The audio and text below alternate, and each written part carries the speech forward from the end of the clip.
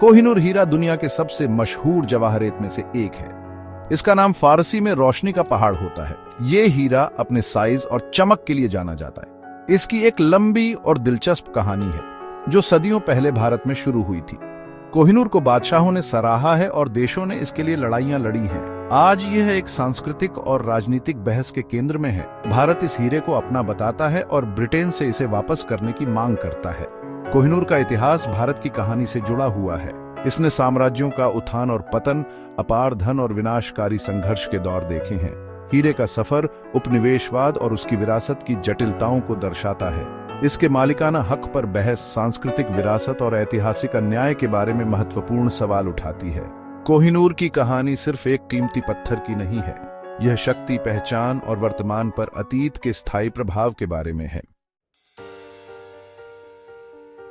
कोहिनूर की उत्पत्ति रहस्य में डूबी हुई है। माना जाता है कि यह दक्षिण मध्य भारत के गोलकुंडा क्षेत्र में खनन किया गया था। कुछ कहानियों का कहना है कि इसकी खोज 13वीं शताब्दी में हुई थी। हीरे के शुरुआती इतिहास का पता लगाना मुश्किल है। यह पहली बार 16वीं शताब्दी में दर्ज इतिहास में दिखाई देता है। मुगल वंश के संस्थापक मुगल बादशाह बाबर ने 1526 में कोहिनूर हासिल किया। कोहिनूर सदियों तक मुगल बादशाहों के कब्जे में रहा।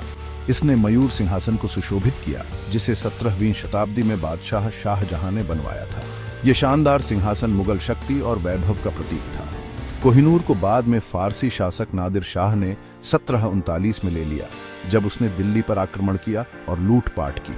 हीरा अंततः लाहौर पहुंचा, जहां यह सिख साम्राज्य के संस्थापक महाराजा रणजीत सिंह के कब्जे में आ गया। 1839 में रणजीत सिंह की मृत्यु के बाद सिख साम्राज्य कमजोर हो गया।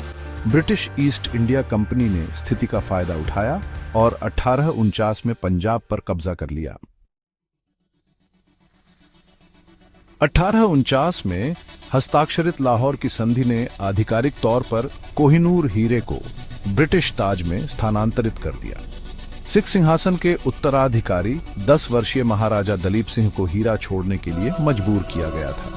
कोहिनूर को 1850 में महारानी विक्टोरिया को भेंट किया गया और यह ब्रिटिश क्राउन ज्वेल्स का हिस्सा बन गया। हीरे को 1851 में लंदन में ग्रेट प्रदर्शनी में प्रदर्शित किया गया था, जिसने भारी भीड़ को आकर्षित किया। ब्रिटिश लोगों के लिए यह आकर्षण का स्रोत था, लेकिन ब्रिटेन में कोहिनूर की उपस्थिति भारत के औपनिवेशिक अतीत की याद दिलाती थी। 1947 में भारत को स्वतंत्रता मिलने के बाद कोहिनूर की वापसी के लिए मांगें तेज हो गई। भारत सरकार ने कई मौकों पर हीरे की वापसी की औपचारिक रूप से मांग की। हालांकि ब्रिटिश सरकार ने लगातार कोहिनूर को वापस करने से इनकार कर दिया है, यह तर्क देते हुए कि इसे कानूनी रूप से हासिल किया गया था। कोहिनूर हीरा भारत और ब्रिटेन के बीच विवाद का विषय बना हुआ है। इसके मालिकाना हक को लेकर बहस बहुआयामी और भावनात्मक है। कुछ इतिहासकारों का तर्क है कि उस समय हस्ताक्षरित संधियों के आधार पर हीरे का अंग्रेजों को हस्तांतरण कानूनी था। दूसरों का तर्क है कि इन संधियों पर दबाव में हस्ताक्षर किए गए थे और कोहिनूर अनिवार्य रूप से भारत से चुराया गया था। हीरा भारत के औपनिवेशिक अतीत और उसकी सांस्कृतिक विरासत के नुकसान का एक शक्तिशाली प्रतीक बन गया है। कई भारतीयों के लिए कोहिनूर सिर्फ एक मूल्यवान रत्न से कहीं अधिक का प्रतिनिधित्व करता है। ये राष्ट्रीय गौरव का प्रतीक है और औपनिवेशिक शासन के दौरान हुए अन्याय की निरंतर याद दिलाता है।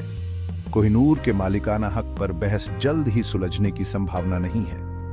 ब्रिटिश क्राउन ज्वेल्स में हीरे की मौजूदगी भारत में गुस्से और नाराजगी का कारण बनी हुई है। कोहिनूर की कहानी इतिहास, सांस्कृतिक विरासत और उपनिवेशवाद की स्थायी विरासत की जटिलताओं की एक शक्तिशाली याद दिलाती है।